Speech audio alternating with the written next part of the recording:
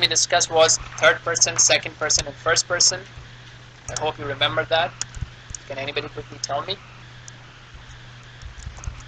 what is the third person? Okay, so third person in a communication, we said that there are three types of parties involved. The one who is talking is referred to as the first person. The one who is being spoken to is referred to as the second person. And the one, if there is one that is being talked about, is referred to as the third person. So if I'm saying that you all, I will give you a test next Monday. So in this sentence, I am the first person and you are the second person. And if I'm speaking to you all and I'm talking about somebody else, whether he's present or not, then it would be a third person. So if I say to you all that Yusuf is a new student, then Yusuf becomes a third person in that sentence, although he's present, but because I'm not directly talking to him, I'm talking to you in general, and I'm talking about one specific student. Okay, so this is what third person, second person, and first person are. This is what we discussed in detail last time. And then we discussed that there is a singular and a dual and a plural category in Arabic. Instead of a singular and plural, we have an extra one which is dual, and it's used for two people. And we discussed that we have two types of pronoun, a personal or a general pronoun and a possessive pronoun. Just like in English we have he and we have a him or a his. So similarly we have two here. Okay, so let's do that quickly. So what I want you to do is read the Arabic and say the English, because that's what we are focused about, right? So we are focusing on reading or listening the Arabic and having a translation done in our minds from Arabic to English. We're not focusing on English to Arabic. That's different. So huwa, he, and who, his. Like we say qul huwallahu ahad, and we say rabbu, who, his Rabb. And we use who for him as well. Him as well. And huma is they too. And this huma is them too. Or their too. And whom, them. And this whom is, this whom is they. Okay, this is they, and this is them or theirs. So look, this is all third person, singular, dual, and plural, and males. And now we are on the females. Hiya is she, and ha is her or she or that's it. I think it's only her.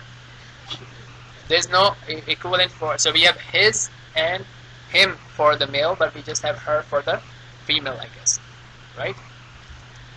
Okay, and huma is same as before, so it's used for two males or two female or one male and one female. We use huma and huma. And hunna is used for more than two females, which means they, and this hunna is for them or theirs. Then you have anta for you, male, and ka is for yours, okay, and antuma is for two. So if you're talking to two people, you can use antuma and huma for your, but if you're talking about to two people, right, you're being more precise. Antum is for you all, plural, so more than two people, and kum is for yours, right, but if you're talking about more than two people. Anti is female you, he is again female you, but in the sense of possession or being an object, as we discussed last time. Antuma and kuma, same thing. Antunna for plural and kunna for plural as well.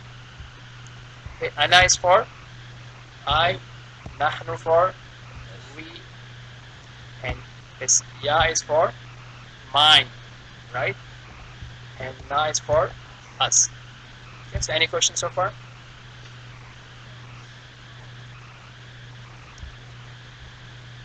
So now it's for us and ours.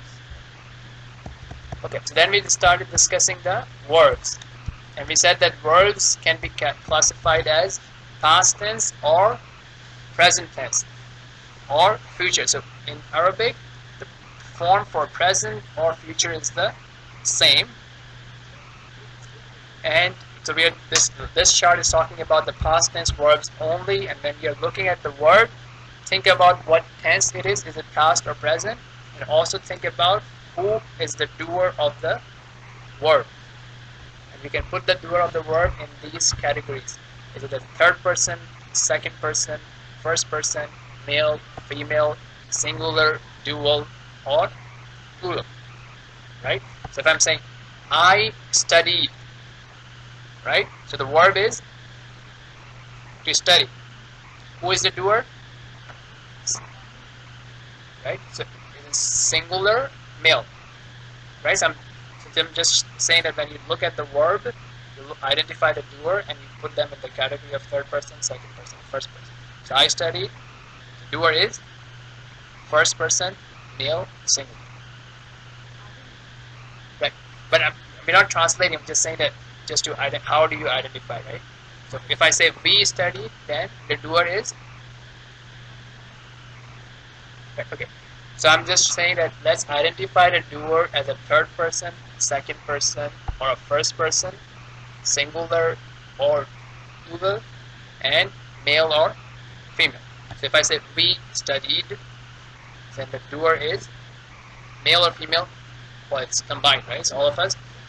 And is it singular or plural? It's plural because of we. Is it third person, second person, or first person? First person. If I say you, brother Nizam, studied, then it is second person, singular, male. Okay. And if I say, if I'm talking to the brothers, and if I say that the sisters did well on their test, right? So the doer is third person, female, plural. So now the whole point of the exercise was that when you're looking at a sentence, you're given information about the verb, how to identify if it is singular or plural, if it is third person, second person, or first person. So you saw in these examples how it changes based on who is talking and about whom it's being taught. So if I'm talking and I'm talking about myself, then it is the first person. If I'm talking to you and your action, then it is the second person. And if I'm talking to you and their action, then it is the third person. Okay. So when you're seeing fa'ala, it means that a third person singular male did something, and fa'ala is for two people, two third person, and fa'alu is for plural. Okay. And so on and so forth. So basically this shows you that taking any verb and three of its root letters like fa, ain, and lam, okay. Fa, ain, and lam, how you can construct different forms to denote different types of doers. Okay. So fa'ala, so I'll take another example like khalaqa. So it means he created. Okay. And then doing fa'ala means they too created. Or sorry, khalaqa, they too created. And if I say khalaqu, then it is they created. They all created. Yes. This extra alif should be there for the dual. Okay, if I say fa'alat or khalaqat, means she created. And if I say fa'alata, then they too. So two females I'm talking about, they created something. If I say fa'alna or khalaqna, then it's a bunch of females, they created something. Okay. If I say fa'alta, you did. Fa'altuma, you two did something. And fa'altum, you all did something. And for females, fa'alti, fa'altuma, you two females did something, and fa'altumna, you all females did something. If I say fa'altu, I did something, and fa'alna, we did something. So how, looking at the ending of the word, you can see that who is the doer of the action. Okay, and then you have your examples.